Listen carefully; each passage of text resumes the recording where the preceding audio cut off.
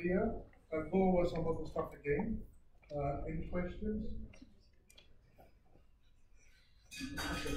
So we're going to come back, and today we are going to finish the first look at various spectroscopy methods using the atomic structure and the bonding technique. So we were talking about this particular method, which is called X-ray absorption spectroscopy. And what you see here in this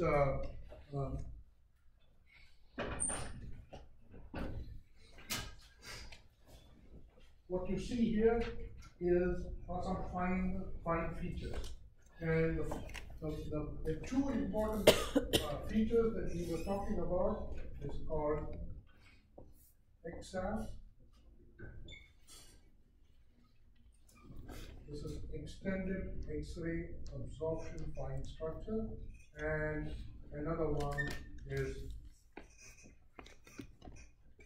XAF, near edge X-ray absorption fine structure, also sometimes known as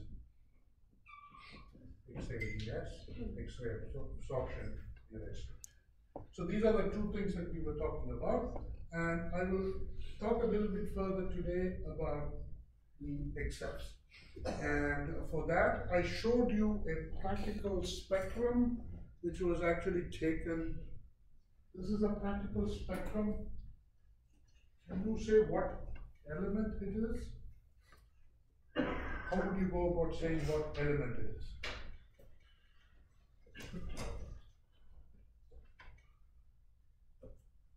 What feature here would tell you what element it is? So here we have a spectrum that looks like this as an onset, a little bit of a structure, and so what would tell you what element it is? Like look at the drop off in intensity and then compare that to data about different elements. Like where it Which part of it are you talking about? Are you talking about this? The next region, like the one where it drops off abruptly and goes like way down. This part? Yeah, that. No, that is exactly what is called the absorption edge. That's called the absorption edge. So now, that is exactly right. But what does that, this energy here is of the order slightly about 20 kilovolts. And what would that look up to find out what that is? Would it be the band gap maybe? No. We are looking at what the X-ray is doing is that you have 4 electrons, and the X-ray is coming and ejecting this 4 electron and losing the energy corresponding to that energy of the 4 electron. So, does anybody else have an answer to this? This is correct. So this is 20 something, 20,122 or something EV. I don't know the exact number. But what does that 20,012 EV tell you? So what would you look up? The energy you extract for the K alpha. Binding energy, that's right. So you would look at a table of binding energies and you would say, here's the binding energy. This corresponds to the energy of that bound electron. And you look for the atoms, different species, and you look for the binding energy. And that will tell you what element it is. So that's what people do. They look at this, they realize these are the binding energy. Now what we're trying to do is trying to get more information from this. This part that we have is telling you something about the electronic structure, telling you something about unoccupied states. But there is this part that is giving you some information that is related to the physical structure of the crystal. That is telling you the nearest neighbor distances and the nearest neighbor coordination. So what you do is you want to analyze this. And the way that is analyzed is that you see that this signal is dropping off. And this oscillation is riding on this background. So what you do is you take that background and then you just, after you subtract the background, you have this oscillation. So if you subtract that background, you get this oscillation. And the oscillation, as you can see, let's just start from here. It starts at this point. So this oscillation is whatever energy minus the binding energy. Right? So this binding energy, we call it E0. This energy, this oscillation is really a function of E minus E. How do you get this oscillation? You see two features here. One, this oscillation goes as a function of energy, or E minus E0. And the other feature that you see is that this oscillation is dropping off in intensity. And the dropping off in intensity is a function of the experiment. So when you want to process this, you want to make sure that you accommodate this drop in intensity of this spectrum. So first we have E minus E0. Now we want to interpret something physical in the crystal. So the physical what you would interpret is you have to change this something related to the length scale. Yes. So what sort of length scale can you relate this to? The energy. What sort of length scales can you relate it to? Wavelength. Not really, but wave vector, which is inversable. So you can relate this energy, as we know from, is h cross squared k squared by 2m, and is the mass of the electron. And if you then take this, multiply this, take the square root, you would get k. So in some sense, you have the relationship from this to an inverse distance, which is k. Then you have to, of course, take the Fourier transform to get the distance. So what you do is you plot this as a function of k. So you can plot this thing as a function of k. By just taking 2, so let me call this delta E, it becomes 2m delta E divided by h cross squared, square root, k. You know what h cross is, h over 2 pi. So that's h cross, and then this gives you k. Now you can plot this as a function of k. But as we also know, that this intensity is dropping off as a function of k. So we have to somehow correct this for the function of the intensity drop as a function of k. And people do this empirically. They multiply it by k, they multiply it by k squared, so they multiply it by k cubed, just to take this drop in intensity. So that's why when you see that plot k cubed is a function of k, that k cubed is just to correct for this drop in intensity. So that's an artifact of the experiment? It's just that the intensity is dropping off, and you want to make sure that the intensity, because it's continuously getting absorbed and it's dropping off, and that's exactly how you record the data, so you have to correct for that. So that's why you have that multiplication of k cubed to the signal that you have, to correct for the fact that at higher k's, the intensity is dropping off, and you correct for that. So you have that k cubed times the signal, the function of this, you get this oscillation. Now, if you take, should have animated this, so let me just animate this. So I'm not supposed to see those things, but okay.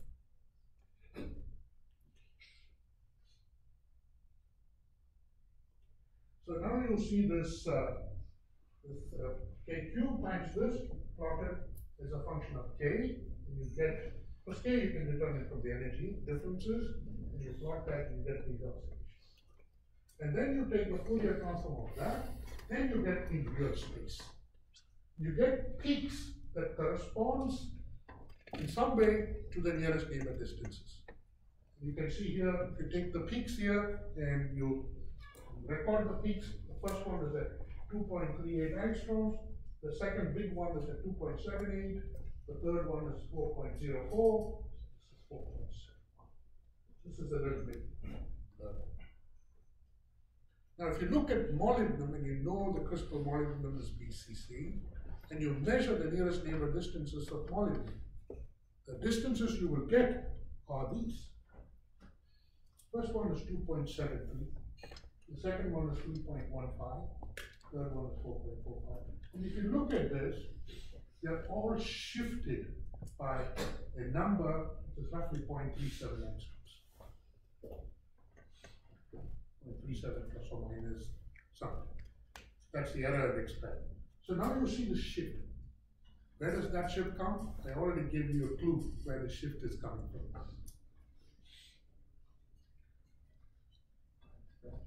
You know, I told you something about the scattering that is taking place. There's one factor that we don't know. Yeah, so let me show you again the previous one. So here, when it is going from here and it's getting back scattered, it can change its phase. And that phase difference for each of the scattering, we don't know. And you can see that is the phase shift that you're getting in all of these interplanar distances or interatomic distances. Okay. So if you look at these numbers, you get a phase shift, and that is why we are getting these differences. So when it is scattering and the wave is coming back in the scattering process, there is a shift in the wave in its phase, and so when the interference takes place, that shift has to be accommodated. Now that shift that you see depends on the atomic species. So if it is molybdenum, it will have a certain wave shift. If it is aluminium, it will have a different phase shift. And to a large extent, it is independent of the material, but dependent only on the atomic species. And so there is, if you really do this, there's also a table of phase shifts that is people have experimentally measured them or calculated them and sort of reconciled them. There's a table of phase shifts that you can find. Then you can use that phase shift to make this. So you don't have to do this. You already can take this. You know the molecule has a certain phase shift, and you can already say what the real species are. That's how the experiment is done. All right. Any questions on this up to this point? So we have looked at the fine structure. We have also looked at this. Now let me just. I want to show. Please. Isn't that the fine structure? No, this is the oscillation. They're both fine structures. One is called the near-edge structure, and this is one called the extended structure. So I want to show you, this is typically done in a synchrotron. You have to take your material from here, take it to Berkeley where there is a synchrotron, or to Argonne where there is a synchrotron, or to Brookhaven where there is a synchrotron, or like we do sometimes, we take them to Germany, we do it in a synchrotron in Germany, wherever, but there are very few places. The question is, can you do similar experiments at home? Can you do something that is like this experiment, but can you do it at home? Does anybody have an idea? Is there anything that we can do at home that would give you similar information? The clue is, we can do it similar experiments, not with X-rays, but with electrons. Okay? And I will explain to you how we do this with it. There's actually a new X-rays homework instrument over at the MAS. Yes, I know. I'm not super familiar. This I know. This is Jerry Seidler. Yes, it is a similar instrument, but it's just one of a kind in the world. It's not like he's trying to develop that technique. Exactly. Yeah. But that's in terms of a general sort of educational point of view, that's not commonly available everywhere else. It's only we happen to be lucky because Jerry Seidler is here. Yeah. Now, so what is the common method that would give you comparable information? Which is, you can get comparable information in an electron microscope, provided you have the right spectrometer in that microscope to do that. So I'm going to explain the equivalent experiment that you can do in the microscope and get similar information. Okay? So let's do that. I'll do that on the board. Okay. So what we do in the microscope is that you have an electron column. I'm not going to draw any details. You have a source of electrons coming down. And these electrons have a certain energy that is, if you have a 100 keV microscope, it would have 100 kilovolts, so it would have 100 or 200 keV, depending on the source. So this would be let's assume that we are going to do this in the user facility and we have a 200 keV. Now, we put somewhere here, we put a thin specimen. And this electron goes through the specimen and comes out here, and whatever interaction it has, it would lose some energy. So this energy is E0, it will come out with some energy EF. And here, you already know this. I already discussed a little bit about spectrometers. You want to measure this energy of this electron. What sort of a spectrometer would you use? I discussed this already. So if you put it in a magnetic field, this electron would go through a circular path, and an electron of one energy would come out here. If you have electron of a different energy would come out here, an electron of a different energy would come out here. Depending on its energy, if you put the constant magnetic field here, the electron would have a circular path and different, and so if you put here a parallel detector, and the detector will detect electrons of different energy coming out at different locations. So now you know how to measure the energy of this electron. What you are really interested is the difference in the energy between this and this. And so we are interested in delta E, which is E0 minus EF. And this is called the energy loss.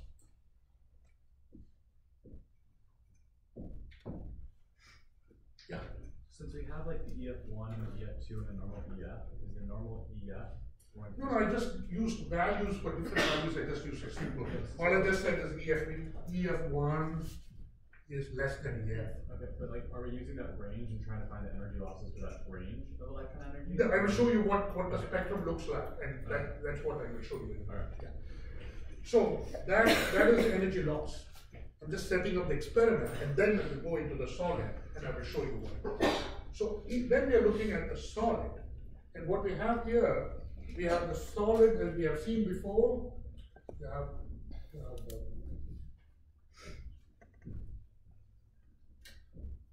so you have the band somewhere here, there's a band gap, you have the Fermi level, whatever, and then you have covalence. So the electron is the fast electron. So typically in this literature, the original electron here is referred to as a fast electron because it's accelerated to very high energies. It's called a fast electron to distinguish it from the atomic electrons. So we call this a fast electron. So this electron is coming down from here, and then it interacts with the solid, and then it can, for example, first interaction that you would see. What is the first interaction you would see? Is that most of these electrons go through the solid without interacting with the solid energy. So what would be the energy of this electron that you would detect? It will be the same as E0. So what if you plot a spectrum here? So now you're plotting what you're going to detect here as a spectrum. You're going to plot it as a spectrum here as varying energy. So if you start here at some zero value, right? The first peak you're going to see is a peak that corresponds to the electrons that have not interacted with the solid at all. So that's coming through with the same energy as the only. So you're going to see a very big peak here, where EF is the EF is the same as E0, or is delta E is equal to 0. That is, this difference delta E is equal to 0. It has lost no energy. It's just the initial electrons of a certain energy are just going through the solid and you're detecting the same energy. And so this peak, what is this peak called? No. It's called a zero loss peak. It has lost no energy, and so this is called a zero loss peak. So a typical spectrum, which we call now the electron energy loss spectrum. So this is called now electron energy loss spectrum, or EELS, will have a main feature, which is the zero loss spectrum. Okay, now we are plotting here increasing energy loss. Then, as I've told you before, this electron, here's the valence band. It has a certain number of electrons per unit volume. As this electron goes through, it will create an oscillation in the valence band. So these electrons in the valence band will create a wave in the valence band, and that causes a certain amount of energy. And that wave in the valence band, do you know what that is called? Does anybody know what that's called? Phonon? No. Phonons are things, oscillations that take place in a crystal, the mechanical oscillations. Here it's an excitation of the valence band, the electrons, the valence band. They get, essentially it jiggles the valence band and they go through.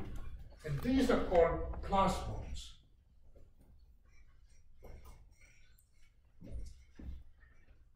And the frequency of the plasmon is proportional, the frequency of the plasmon is proportional to n to the power of half. The number of electrons that you have in the valence band, the frequency is proportional to the number density, the square root of the number density of electrons in the valence band. So you get an oscillation that corresponds to the number of electrons you have. And corresponding to that oscillation, the fast electron will lose a small amount of energy.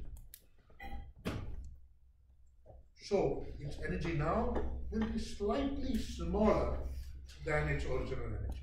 So what you will then see here in the spectrum is a peak comes down like this, and then you will see a small peak. And that peak is called the plasmon peak. So there you have a plasmon. Use the same color thing. So here's the zero loss peak. This is called the plasmon peak.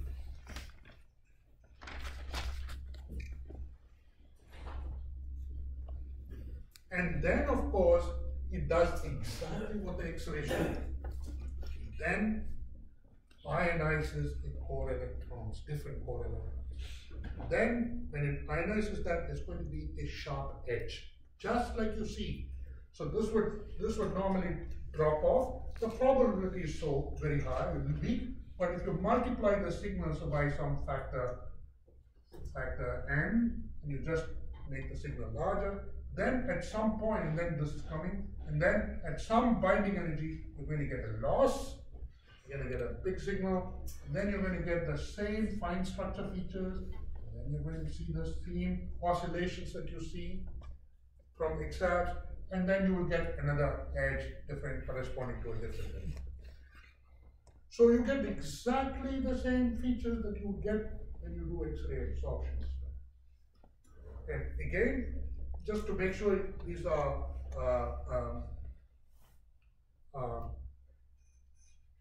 to make sure that we distinguish what. So these oscillations are called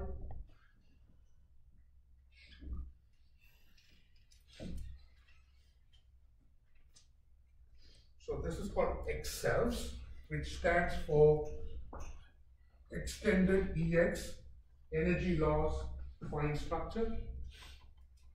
Okay, so this is called Extended Energy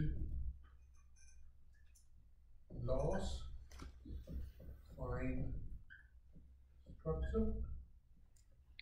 And here, these finer features, just like you had in XANES or NEXAVS, you would get what is called illness. Sounds also different kinds of illness, but it's illness, ELNES. This is energy loss near edge structure. So this is energy loss.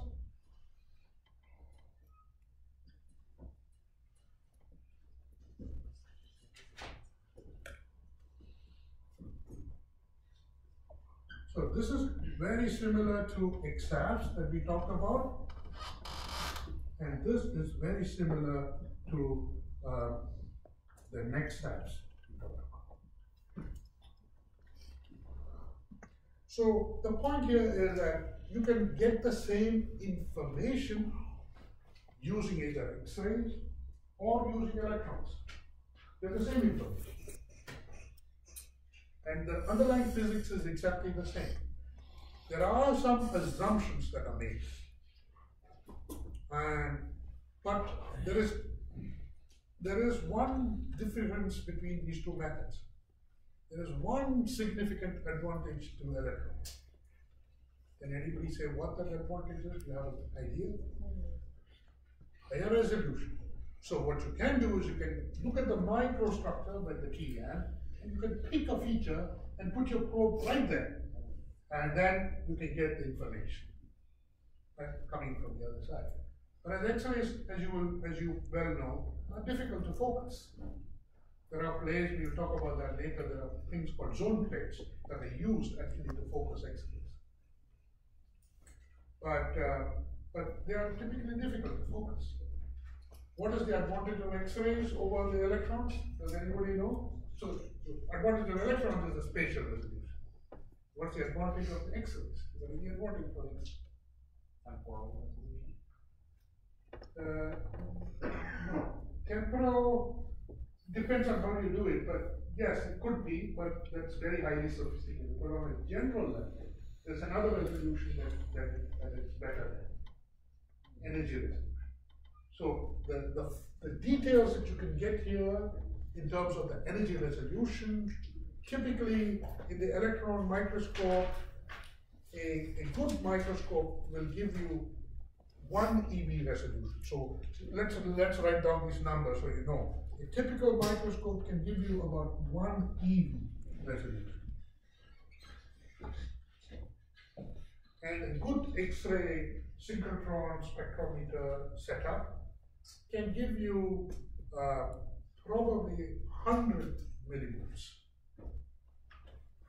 millielectron, maybe even less, depending on how sophisticated and how you are. It can give you and what sort of coordination you do and so on. So it can give you 100 millivolts. So it gives you a factor of 10. But a lot of energy electron microscopes are also changing.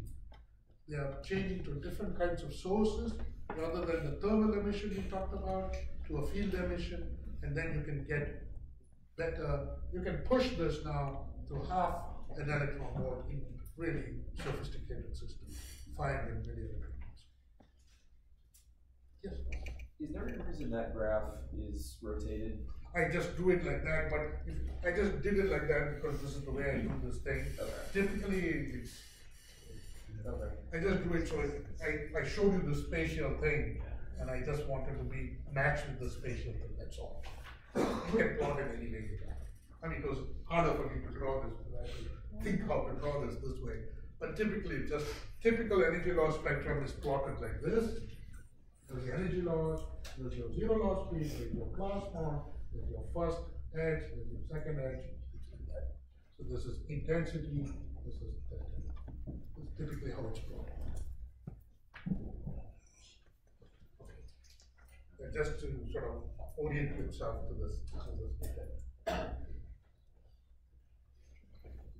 Yeah. Does that mean that the E of F1 is corresponding directly to where it's lined so up with? electrons of different energy come out at different positions. So it would. So for example, this would be one energy, which would be, say, E0. This would be F1, F2, F3. I mean, it's a continuous spectrum. Yeah. And but you have the EF not in the middle between F1 and F2 there. I didn't say EF not here, I just said EF. Yeah. But I didn't say this was a zero loss peak. Okay. I'm just saying that EF1 is necessary, just showing you that these are just different energies. The higher one will come up here, the lower one. I'm just wondering if that is representative straight across to the peaks that are shown in your graph. Okay, if it is, then I have to write this as EF0, EF1, EF2, and so on. Okay. The okay. one would be E0. That's what I wanted to know. Thank you. Yeah, I'm just showing you that the higher energy would go there, the lower energy would go here. They would just be as a function of energy. Okay. Any questions on this? So we've covered a number of spectroscopy. So let me quickly summarize what we have done. And so before I move to crystallography and diffraction and so on, so let me just show you a little bit about, just quickly go over, because I know one day some of you were missing class. So let me just do that. So we went over this. This was one of the starting points. I'm just doing a quick review for about 5-10 minutes of what we have covered, so you know exactly what we covered. So we talked about vibration modes. So when two atoms form to form a molecule, they can form vibration modes. There's an equilibrium distance, and as it changes from the equilibrium distance, it is pulled back to its equilibrium position. So there's a restoring force. And that creates various energy levels that they don't have continuous levels, they're quantized levels that they have. And that restoring force, that is used in two spectroscopies that we talked about. That is the Raman spectroscopy as well as the infrared. And the key important point in these spectroscopies is the polarizability and the ability to form dipole moments. So you have an atom with the centroid of the positive charge and the centroid of the negative charge is superimposed. When you apply an electric field, then that positive charge moves in one direction, the negative charge moves in the other direction. You create a dipole moment. And typically, that induced dipole moment is given by the polarizability. And there are different ways that different events that take place. There's a Rayleigh scattering, and then there are these inelastic. So this is elastic scattering, no change in energy. These are two photon events. This is the Raman scattering. And the key thing that I pointed out is that in one case, there is a change in moment with the vibration, and in the other case, when it's Raman active, there's a change in polarization with the vibration. That is what tells you whether it's Raman active or whether it is infrared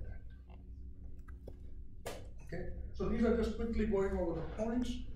Then we talked about X-ray photoemission or ultraviolet photoemission spectroscopy. And the key physical idea that is often confusing is where we set these energy levels to zero.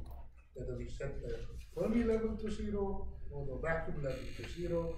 And the difference between these two is the work function. And I showed you very simply using a simple atomic sort of potential.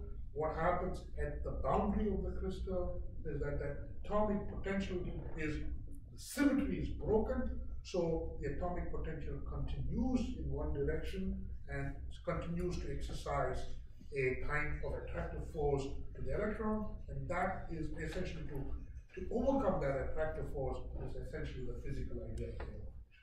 So So I showed you that little energy level diagram, and we sort of discussed that. And then we showed how the X-ray photoelectron spectroscopy is essentially the energy distribution of the initial photon shifted by the binding energy. For each of these, it's just shifted by that amount that corresponds to the binding energy. And so you have those pieces that you see, and then if you want to probe the valence band, then you have to have, because the energies are so low, you don't want a very high energy electron trying to probe a small number. So you try to change the energy of the photon to something of the order of 20 electron volts, which is a ultraviolet light, and then you try to probe small changes. So to probe the valence band in this region, you actually use ultraviolet light. And for probing code levels, we use the X-ray source. So it's called X-ray photoelectron spectroscopy, ultraviolet. Yeah. Why aren't the core electrons showing like a fine structure? In this case, we are only using the ultraviolet light. So we haven't, it's only using 21 eV. Okay. So we are not able to excite any of the core. We are only probing the valence band. Right? And the other thing that I also pointed out is that even though we may be probing the core electrons and they would be coming out with higher energy, we want to probe them without any loss of energy. And therefore, because of the penetration depth of these electrons, they are still getting surface, because if it goes any deeper, they would change their energy. And that is why this technique allows us to detect over maybe 50 angstroms, for 20 to 50 angstroms. And so this slide sort of summarizes everything, the various techniques that we use in a solid. So we went through, this is the UV-vis part where you have excitation across the band gap. So you can measure the band gap using some sort of light. Here we have the photo emission. This is the ultraviolet photo emission. We talked about the inverse photo emission, which is that one, where you have electrons coming in, they're getting absorbed into some state in the solid, and then they get stopped, they produce X-rays. So that is the inverse photo emission experiment. That is very similar to the X-ray absorption, because they also probe the unoccupied states. This one probes the occupied states, that probes the unoccupied states. And then here is the X-ray absorption spectroscopy, where you have here photons coming in, ejecting an electron, and losing the corresponding energy. And this can also probe the unoccupied states. And then here is the characteristic X-ray emission that we discussed first. That also tells you about differences between energy levels. Okay, and then one more thing that is not on here is, rather than photons, you can also come with electrons, and then that you have essentially the electron energy loss spectrum. So we've covered many techniques, but the point here is that the idea here so far in this course is, even though there are many techniques, the fundamental physical ideas behind these techniques are very limited. You use commonality to understand these numerous techniques. So that is the difference, in rather than just giving you one technique after another, this is what it does, this is what it does, this is what it doesn't, is to understand what is the underlying principle behind these techniques and how they give you similar information but small variation. Okay, so we are almost finished with spectroscopy methods. We'll come back to spectroscopy in the context of electron microscope and so on, but we're sort of finished with various spectroscopy. And as I pointed out to you, certain spectroscopies which were sort of in the realm of sort of just esoteric interest now have many more practical consequences, like FTIR. And it's important to understand that. That's why it's important to understand these basic things. You never know when it would happen. Correct? Okay? So that finishes essentially the spectroscopy part. Look at the previous slide. You want to see the previous slide? Yeah, so you're plotting intensity versus There are two energies. There is the kinetic energy as well as the binding energy. And so the kinetic energy is the electron that comes out. The binding energy, depending on where we set the zero of the binding energy with respect to the Fermi level or the vacuum level. And this often, experimentally, it is measured with respect to the vacuum level. And often, if you look at XPS data, it's plotted with respect to the Fermi level. So the Fermi level is set at zero. This is where the confusion comes. When you look at it, as long as you understand this, you'll be able to interpret the XPS data. This is why I keep repeating this issue. Okay? All right. Any other questions? Because I'm going to now completely switch topics. We're going to go into crystallography. Any questions on all these atomic structures? You're now going to change direction. You're now going to look at crystals, and we're looking at the atomic arrangement in crystals. So, and we are going to use that. So, the way we are going to do is we're going to quickly review crystal structures. It's going to be basically a review. And then we are going to spend one full lecture on understanding reciprocal space. Because many of you have difficulties with reciprocal space. So we will do one full lecture on reciprocal space. And these guys have another quiz, so they're heading off for another quiz. And then we have to, then we will talk about diffraction. We'll talk about diffraction both in real space, which is what you have what you know from Bragg law, and we will do diffraction in reciprocal space, which is a slightly more advanced way of looking at diffraction, which is called the Ewald sphere and then the Larvey condition. And once you know reciprocal, look at the diffraction in reciprocal space, we will be able to look at diffraction of X-rays, electrons, neutrons, all in one uniform picture. So you only see one which is X-rays, but we'll be able to do all of this if we can do it in reciprocal space. That's the whole idea. So we will build on your X-ray diffraction class. So we will start, but I will spend one whole lecture on reciprocal space. So on what reciprocal space is, how you build a reciprocal space. Okay? Once you understand that, then you're ready to look at diffraction in any context. Okay? But I will quickly now spend another 10 minutes, maybe 10 minutes in the next class, going over some simple conceptual things that you should have known. I sent this, well, I did it myself. I put it on Catalyst or Campus or whatever it's called the other day, and Eric checked and he said it was loaded. So good, so we got that done. So now I'm caught up with you guys. I'm the times, so I'm able to upload these on Catalyst. So did you all get this? Everybody got the handout 6? Yeah? Okay, good. So let's talk a little bit about crystallography, some basic things. So basically, each of this is a unit cell. So when you try to grow crystal, unit cells grow around each other, but then they grow in different regions of the crystal. And when they grow in different regions of the crystal, they eventually form structures like this. That is, they have good order, long-range order in regions of the crystal. We call them grains. And the boundary between them, we call them grain boundaries. Now, when you do any kind of diffraction experiment, we are interested in knowing the so-called coherence length. How far is this long-range order maintained? So if the grain size is too small, you know what happens to your diffraction patterns? You must have seen this in your X-ray diffraction. What happens to your diffraction pattern? There is broadening of the peak. And at some point, it becomes too broad, you can't keep it too small. The broadening depends inversely on the grain size. So this is also something important for us in terms of dealing with practical materials. Because the grain size, so that's one thing we have to know. We also want to know what is the boundary between these. So that is a kind of a defect, and we have to be able to understand what the boundary structure is. So there are people in material science who spend their entire life trying to study boundaries, grain boundaries. You're not going to do that. but we can just tell you how they spent their entire life doing this.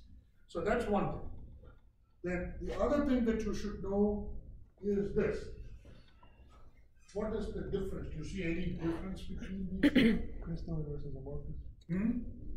Yes, I heard something right. Who said it? Okay, crystalline and amorphous, yeah. So, it's very, very important. So you have here a silicon and oxygen. On the left, you have a crystalline material where the silicon and oxygen have the same coordination. So you have it, plus they have long range order. On the right, you have the same coordination. If you look closely at each silicon, it has the same neighborhood of oxygen atoms, but it lacks long range order. And so, any kind of scattering technique or diffraction technique, we have to be able to understand the so-called short range order, where each silicon has a short range oxygen atoms around it. Plus, you have to be able to say something about how that repeats itself periodically in the crystal. So, we have to be able to resolve both the short range order and the long. It's not exactly amorphous, but when there is complete lack of this order, you get amorphous. But here we have short range order. Each silicon has a neighborhood of oxygen atoms, which is always maintained. That one and this one. If you look at each silicon, it has the same neighborhood. And this is also important because when we have material, we may have short range order, we may have long range order, and we may have complete lack of order, it should be amorphous. Okay, so this is another thing that we have to be able to understand and able to characterize. Okay, so let us look at things, one more thing here. All right, you have seen this, so I'm not going to, and this is now a very quick review. I just want to make sure everybody's on the same page before we get on to serious discussions. So typically in crystalline materials, we define them in terms of unit cells. And these unit cells we define them in terms of 3 directions, the magnitude of the repeating unit in 3 different directions, and which are related by angles that tells you about it. And so we specify them in terms of the unit cell parameters A, B, and C, and the angles alpha, beta, and gamma between these principal directions. Now, in the most general case, there is no relationship between A, B, and C, and no relationship between alpha and gamma. Such a crystal, so we classify crystals based on the relationship between A, B, and C, and alpha, beta, and gamma. And tell me if you haven't seen anything like this before, because then I can slow down and explain this, but I am hoping that you've seen all of this before in Peter's class. Okay, you've all seen this in Peter's class, so this is just a very quick review. So here, what I'm showing you are the various crystal structures, and you know the one where the higher symmetry is cubic, where A is equal to B is equal to C, alpha is equal to beta is equal to gamma is equal to 90 degrees. Right? And the least symmetric one is what? Does anybody remember? Triclinic? Triclinic, absolutely. Where A is not equal to B, is not equal to C, alpha is not equal to beta, is not equal to gamma.